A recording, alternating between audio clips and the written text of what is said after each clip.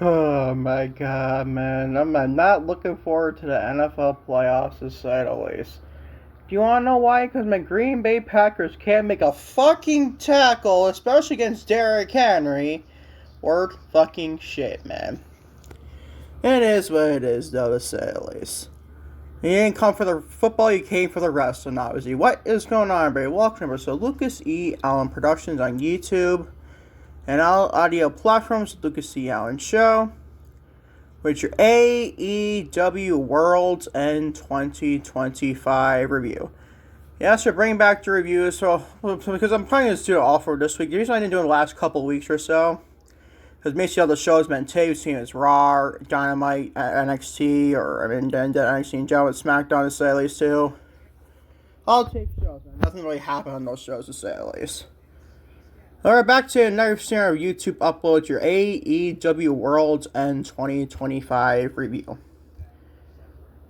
For anything, follow me on social media, Twitter, Instagram, TikTok, and Facebook, and Lucas E. Allin. Also, today's podcast on YouTube.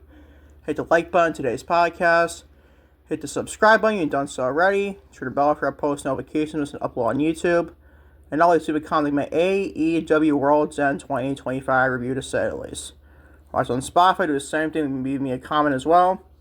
And also a 5-star rating would be very nice as well to say the least. And also, before I get here, if you ever forget this, second channel, Lucas E. Allin on YouTube. Not going to be any audio stuff to say the least with this. But it'll be an upload probably tomorrow, I would think. I mean, my World's End 2025 star ratings. Yeah, so I'm definitely be doing those to say at least. As of probably tomorrow, hopefully, knock on wood. It's just been fucking successful sometimes, man. And all this freaking, we don't want to discuss it, honestly. The whole thing, my star ratings out tomorrow, there's probably be different than I feel about the reviews and stuff.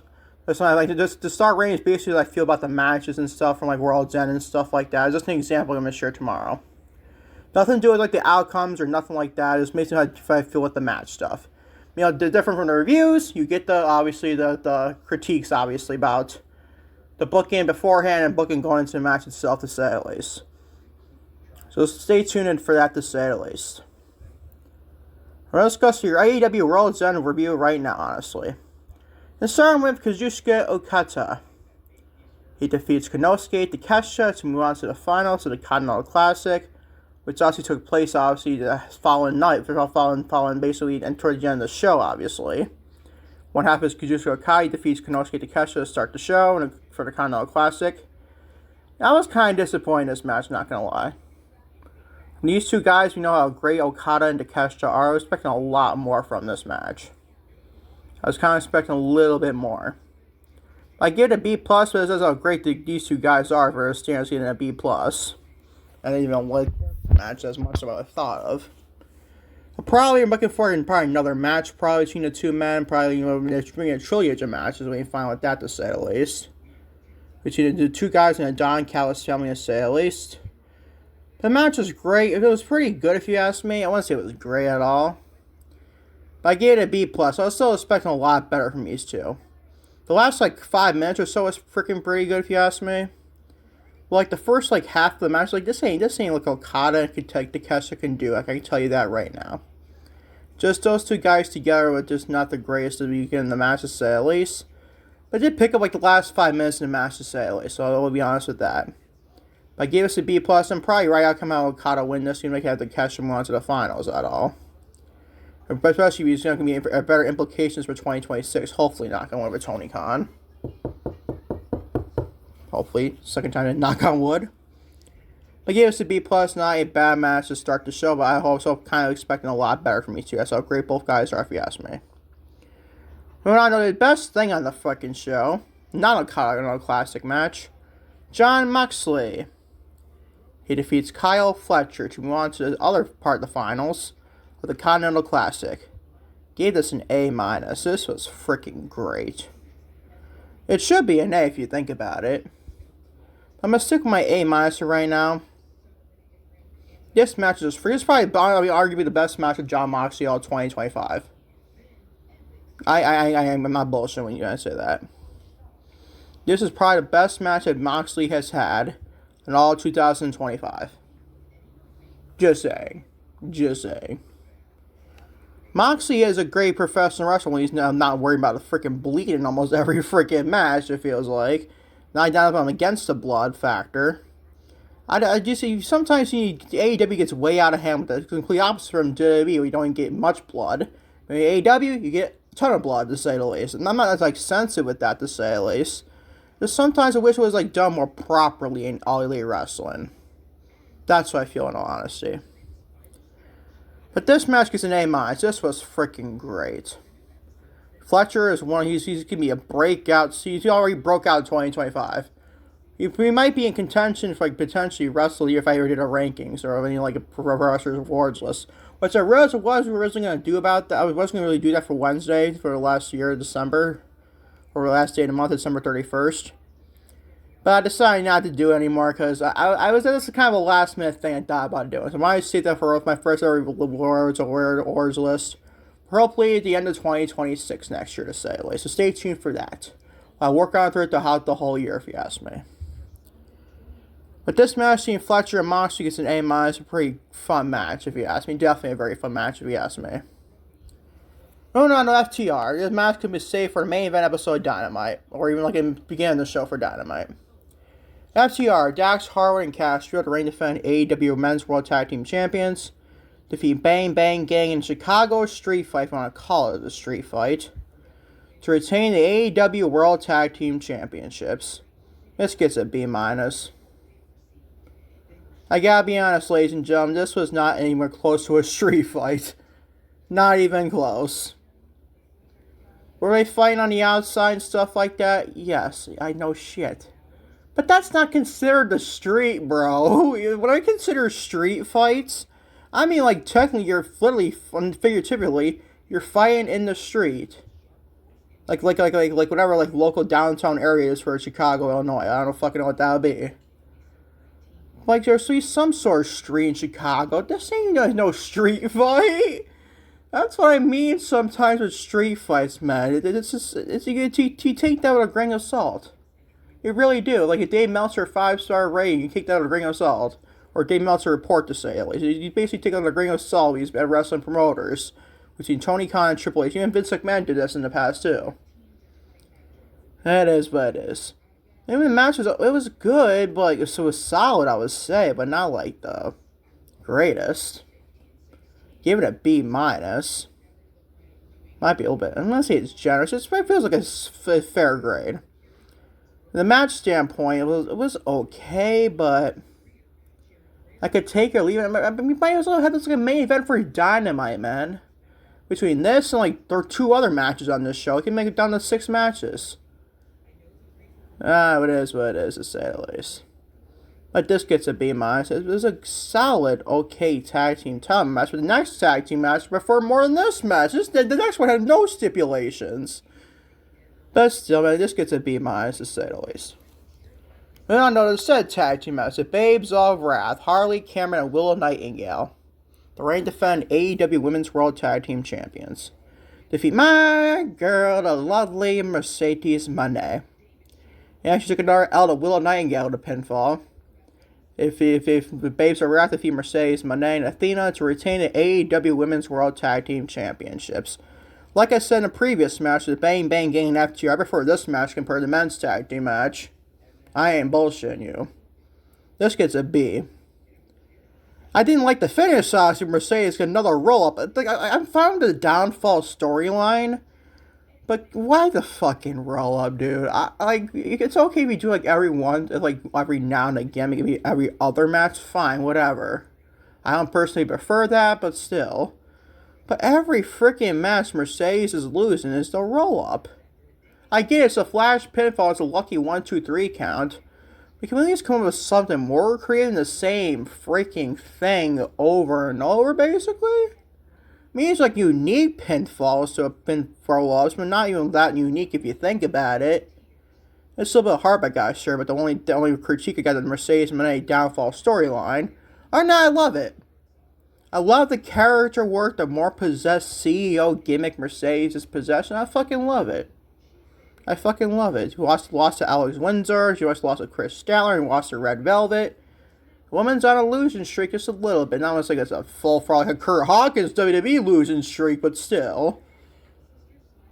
But I like this developments in the character. I like it. Once she also loses all the championships and finally wins the AEW Women's World Championship, the big one. So that's going to be a feel good moment for her there. That's the storyline. Whether you people like it or not, it's the eye of the beholder. I don't know how you can't like it. So it was better when we got, but we could have gotten way what you think of it. But still, I like it. I just don't like the roll-up finishes left and right. But hey, I always hate them up before this, honestly. I always hate the roll-up finish, if you ask me. It's kind of just lazy booking, if you ask me. But this match, I gave it a B. It's still a very solid, good match here, to say at least. These four women were definitely laying in the work here, to say at least. Mercedes and Athena, and I would like to see those two potentially be tag team champions one day. That'd be freaking very good. That'd be an unstoppable force, if you ask me. Mercedes, Mone, and Athena. I mean, damn, bro. I mean, damn. How can that not be women's tag team champions one day? Obviously, you didn't need to be the first tag team champions, especially Mercedes, but even better, like, plans for 2026 and stuff like that, so still. Hope to get Athena on the AEW main roster television, obviously, but it's like screaming in the universe for no fucking reason, obviously. But this gets a B. It's a very good tag team match, if you ask me. These four ladies definitely kicked ass. Especially the two of them being the best in the world is Mercedes, Mone, and Athena, to say at least. We all love Lil Nightingale too, and like Harley Cameron quite a lot too. This gets a B. Moving on to the more fucking filler. These two matches are complete utter filler coming up right now. Darby Allin defeats Gabe Kidd. C+. Be grateful it's not lower. What was the fucking point of this? Match was even fucking boring. Like, this might be generous with a C+. Dude. It's nothing against the blood. There was a lot of blood in this match too. There's nothing against that. I had no problem with blood, man. It's just bro, who asked for this to be on pay-per-view? Like, oh my goodness, bro. Why? What speaks Darby Allin and Gabe Kidd to be on a pay-per-view you pay $50 for, basically, Tony Khan? Unless you get a discount price, so you can watch it for free and watch wrestling. I don't fucking know what people do, whatever. But this gets a C+, bro. Like, who asked for this to be on pay-per-view? I mean, seriously. Who asked for this? So I know I didn't. This gets a C+. Shall we move on? Shall we move on to another fucking 8-person freaking filler match definitely on this show? Toni Storm and Conglomeration. Mark Briscoe, Roderick Strong, and also, who is Orange Cassidy? I forgot the last member of Conglomeration is. Again, let's just stack like the faction like the Don Callis family almost. Toni Storm and Conglomeration defeated Deathfires, Maria Shafir, Daniel Garcia, Claudio Castagnoli, and Wheeler Yuta in an 8-person tag team match. A big fat C. Oh my god, I am tired of 8-woman, 8-man, 8-person tags. I'm tired of them all, man. I'm tired of 20 million fucking tags. I hate them all, bro. I hate them all. Why did we need to have this on the pay-per-view? Who asked for this? This was like between this and the Gabe Kidd and Darby Allin, and then back-to-back here. And maybe even FTR and the Bang Bang Gang. Like, who the fuck? Who needed to see this on pay-per-view? They easily trim those 3 matches for Dynamite. The 8-person tag, especially for Collision. This did not need to be on the fucking pay-per-view. It's barely worthy of a Collision taping, honestly, to me. Whatever, bro. A big, fat fucking C.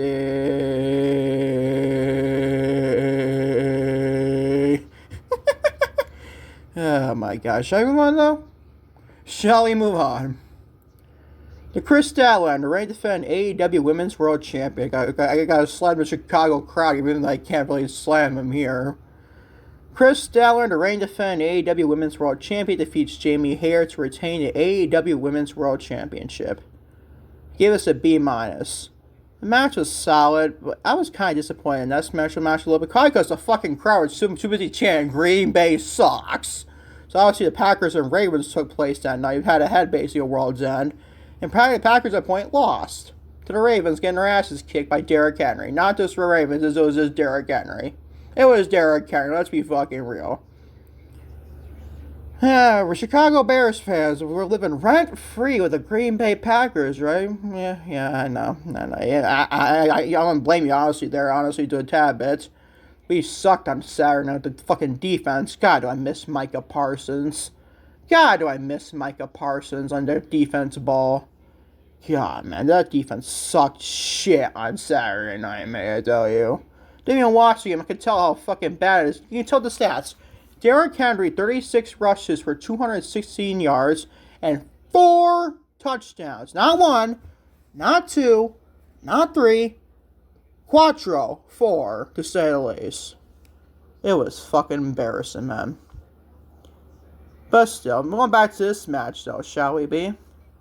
This was a B minus. It was not bad. The crowd didn't do the match any favors, obviously. I couldn't blame it because the storylines needed nothing. I love Jamie. How much I love Jamie Hayter. Love Kris Statlander. I love both women. But I'm not even blaming them in general. It's just, well, what the fuck are we doing this storyline, man? We have Jamie having a match with Isla Dawn and stuff like that. Like, we had a face-to-face for Dynamite before the World's End. It was, like, not the greatest at all. That's all we got. Like, how are you supposed to make me sink my teeth into this? I know it's the two great pro wrestlers in Kris Statlander and Jamie Hayter. I mean, come on, man. This would be a freaking main event for any pay-per-view, honestly. Maybe. Hopefully. But still, this gets a B minus. Not in the best out these two women could do, honestly. Can't even blame them, but because it's blame the crowd, too. Just chanting, Green Bay sucks. Green Bay sucks. I feel like saying, shut the fuck up. I'm not because of being a Packers fan. There's two women, two great pro wrestlers in the ring. Can't make 1 ounce of a noise. Besides, Green Bay sucks. Green Bay sucks. It's not just because I'm a Packers fan, people. It ain't because of that. You know, I kind of poked fun at the Bears a little bit for losing against Sunday Night Football, but whatever. Yeah, that game was freaking similar. I love that with the Bears and 49ers. Holy shit, what might be game of the year again, bro? But no, whatever. We'll discuss more football talk later on, hopefully. Did you hear a freaking... I'm sorry if you're a beeping noise outside my freaking hotel. It's fucking annoying. God, I can't wait to move out of this fucking hotel, obviously. B minus is great with Statlander and Jamie Hayter. There are 2 more matches on this quadruple match card on World's End. Slight exaggeration. Jon Moxley defeats Kazuchika Okada to win the 2025 Continental Classic and the AEW Continental Championship. Gave this a B. Like the match, was the best out of the 3 matches on the Continental Classic card here? No. But I gotta be honest, is the Continental Classic another championship on AEW television? If that's the case, what the fuck are we doing, Tony Khan? Like, you had the Unified Championship, you had the National Championship Ricochet's holding, you have, what else you got? You got the International Championship. Well, obviously, Okada's technically holding the Unified title. And now you got the Unified Championship. I forgot to mention that. So, what, 4? Now you get the Continental Classic title? Like, what the fuck, bro? How many titles do we need in the mid-card? How many titles do we freaking need? That gets overkill. It's not Mercedes Moné's fault with her championships. At least it's not defending both not much on Dynamite or Collision. But Okada is supposed to be the one that Okada's holding and Ricochet's holding and stuff like that. That's getting overkill, bro. Because as long as his initial is AEW, that means it's something that's attached to AEW titles. Like, what the fuck? Why me all these fucking titles? It's annoying, bro. It's like everyone in this fucking company has titles. Feels like it, honestly. But still, man, you remember Mercedes Moné fans be complaining about her. That's different, bro. It's not even titles attached to AEW. Minus the TBS title, you dipshit. Get your facts straight. Numbnuts. Plus, she's losing almost all of them, almost. Yeah, so shut the fuck up. Idiots. But in all honesty, this match was pretty good. It was good for what it was. I feel like these two men could do better. I might be generous of B grade, but still. They gave us a B to say at least. Not a bad match, not a perfect match at all, but still. As my mom is trying to call me, I'm freaking recording. Lovely. I am sorry if you hear my phone going crazy, man. I'm sorry if you do that, to say at least. I'll call her back after I'm done with recording. And I don't expect the standard programming, obviously. MJF, Maxwell Jacob Friedman. Defeats Samoa Joe, Hangman Adam Page, and Swerve Strickland in the main event to win the AEW World Championship. Predictable? Sort of, yes. I mean, it was a fatal 4-way. Right outcome? You bet your fucking ass is the right outcome. B+, man. Not a bad fatal 4-way either. Obviously, it's a B+. This is the second best thing in the show for grade standpoints. Probably a match standpoint, honestly. This gets a B+. This was freaking good. I like this match. Was it like a classic, like an AEW pay-per-view main event? No. Not quite. Was it the best pay-per-view main event all year? No, not even close. But it's the right outcome, by far the right outcome of MJF winning back to AEW World Championship for a second time around. And we set this set in stone, right in fact, for Will Ospreay to inevitably come back to AEW, hopefully by the Owen Hart Foundation tournament, hopefully, knock on wood. We hopefully got to see Ospreay back. And he wins the Owen Hart Cup, and then he goes on to Allin, London, I think, in his home country now. There you go. And then you get Ospreay and MJF for the world title in the main event. That's good. I mean, fucking great. Hopefully that's the case that Tony Khan does.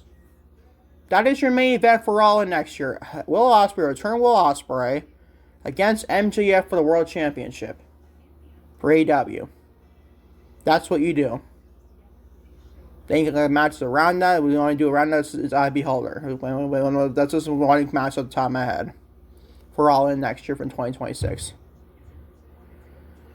But this match was freaking okay for what it was, but this is probably more likely to get the title back on MJF and off Samoa Joe's hope to say the least, so I didn't mind this whatsoever. It wasn't like the greatest, there was nothing else to say here, honestly, other than that. But this gets a B+. As for your overall show for AEW World's End 2025 is a B. It was supposed as a decent show for decent pay-per-view. It wasn't the best AEW pay-per-view at all this year. If we go to Allin, even Double or Nothing too is even better. But I would say for like a B or B- of a pay-per-view like this, I feel like giving a B is a pretty fair grade if you ask me. Let me know in the comment section on YouTube and Spotify to say at least for that. That is my AEW World's End 2025 review on Lucas E. Allen Productions on YouTube and all audio platforms. Lucas E. Allen Show. Thank you guys for watching Lucas E. Allen Productions on YouTube and all audio platforms. Lucas E. Allen Show. With your AEW World's End 2025 review. Like I said, Lucas E. Allen Productions on YouTube and all audio platforms. Lucas E. Allen Show. Hopefully, knock on wood. Got more uploads on the video standpoint on the main YouTube channel, Lucas C. Allen 1018, obviously Lucas C. Allen Productions, and hopefully in the second channel, Lucas C. Allen to say the least. Hopefully, obviously your World's End Power Star Reigns to say. Hoping to do more content in the second channel. Hopefully, knock on wood to say the least. Knock on wood. As always, to catch you all for more content on the YouTube channel, all audio platforms, Lucas C. Allen Show. And catch y'all later on for more content to say at least, hopefully tomorrow to say at least. Until next time, trust me next time, peace and love, I am out. Take care, love ya, big time to say at least.